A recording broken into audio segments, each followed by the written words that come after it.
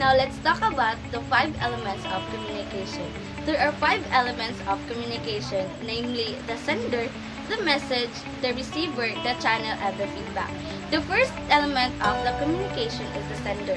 The contribution of the sender to the success of the communication is very important because the sender is the source of the message. Without the sender, they cannot be able to form a communication. The second element is the message. A good message should be clear for it to be easily understood by the receiver or the audience. The third element of communication is the channel, which is how the message is sent or transmitted to its intended receiver. The fourth element of the communication is a receiver. A good receiver is someone who is a good listener, who could comprehend the message accurately. The fifth and the last element of communication is the feedback. Feedback is the response given by the receiver to the sender of the message. Just remember these 5 elements and anyone can create a good communication. Many people in the world doesn't know what the principles of communication are.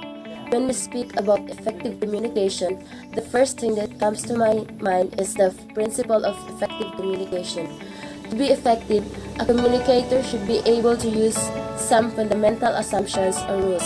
The first is the relevance. It is important that we consider the connection of your message to your listener or receiver, because this is the way to get the attention and interest of the receiver. The second principle is to be positive. In delivering the message, we need to have a positive mindset so that the recipient view it positively. The third one is to choose the best medium for communication. Choosing the best medium for communication is a significant factor in the successful transmission of the message from one person. Study your audience. It must be the speaker who knows the receiver.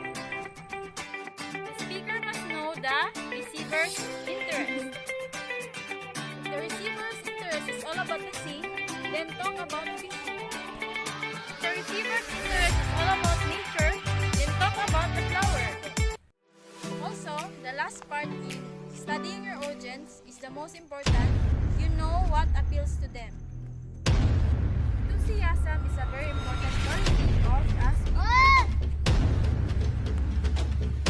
The speaker must be excited and eager to talk to the receiver. The last part in the principles of communication is maintain your intense focus. Receiver must be passionate and have an intense feeling in communicating.